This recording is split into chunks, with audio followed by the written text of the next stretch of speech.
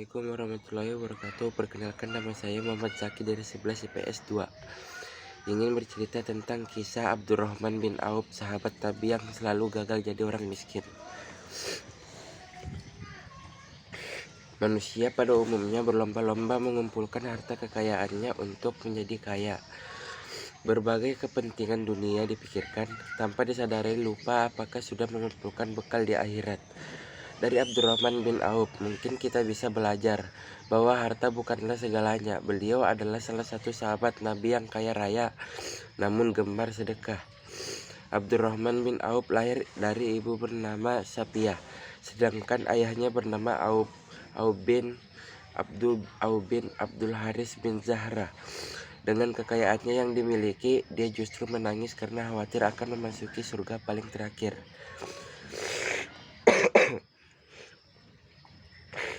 Suatu ketika Rasulullah Shallallahu Alaihi Wasallam berkata, Abdurrahman bin Auf akan masuk surga terakhir karena terlalu kaya, sehingga dihisapnya paling lama.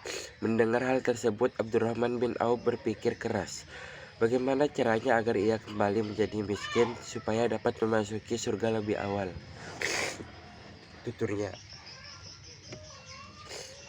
agar jatuh miskin, Abdurrahman bin Auf pernah menyedekahkan separuh hartanya pada zaman Nabi.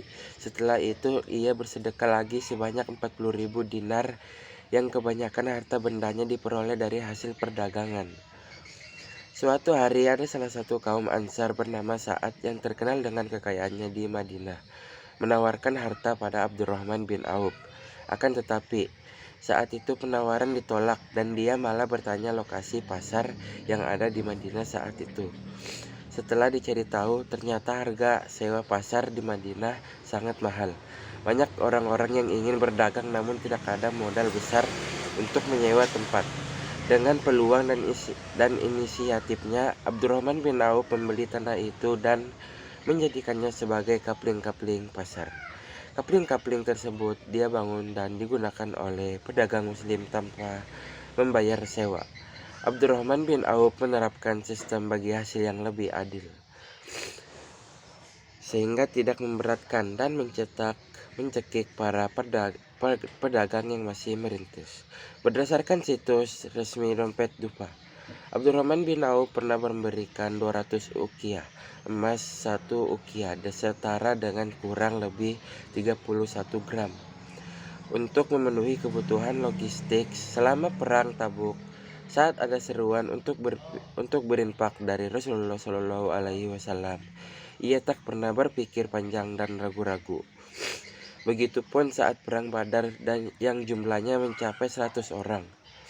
Dia memberikan santunan 400 dinar kepada masing-masing veteran. Abdurrahman bin Auf juga menyumbangkan 40.000 dinar, 500 ekor kuda, dan 1.500 unta untuk para pejuang. Tidak hanya itu, dia juga pernah bersedekah dengan membeli kurma yang hampir busuk dari sahabat di Madinah. Sebuah pedagang pun sontak gembira karena kurma mereka bisa dijual. Begitupun Abdurrahman bin Auf yang senang dan berharap akan jatuh miskin. Namun tiba-tiba ada seseorang yang datang dan mengaku berasal dari utusan Yaman. Dia memberitakan bahwa di negerinya sedang terkena wabah penyakit menular, sehingga rajanya mengutus dirinya untuk mencari kurma busuk. Menurutnya, kurma busuk adalah salah satu obat yang bisa menyembuhkan dari penyakit menular itu. Akhirnya utusan Raja Yaman tersebut memborong semua kurma milik Abdurrahman bin Auf dengan harga 10 kali lipat dari harga kurma biasa. Berkat kedermawanannya itu tidak membuat Abdurrahman bin Auf langsung jatuh miskin. Justru kehidupannya terus meningkat. Keberhasilannya dalam bisnis membuatnya dijuluki sebagai teman emas. Karena apapun yang dikerjakan selalu sukses dan membuahkan hasil yang besar. Di saat Abdurrahman bin Auf merelakan semua hartanya agar jatuh miskin, saat itu pula Allah memberikan limpahan harta berkali-kali lipat untuknya. Hingga pada waktunya dia meninggal di usia 72 tahun. dan masuk dalam deretan 10 sahabat Nabi yang dijamin masuk surga. Baginya, warisan terbaik yang ditinggalkan pada keluarganya saat meninggal bukanlah harta atau kekayaan, melainkan ajaran Islam dan teladan dari Rasulullah Shallallahu Alaihi Wasallam. Semoga kita bisa meneladani sifat dari seorang Abdurrahman bin Auf, ya, the Tikers. Itu saja dari saya. Apabila ada salah kata, mohon maaf. Wabillahi wal taufiq hidayah. Assalamualaikum warahmatullahi wabarakatuh.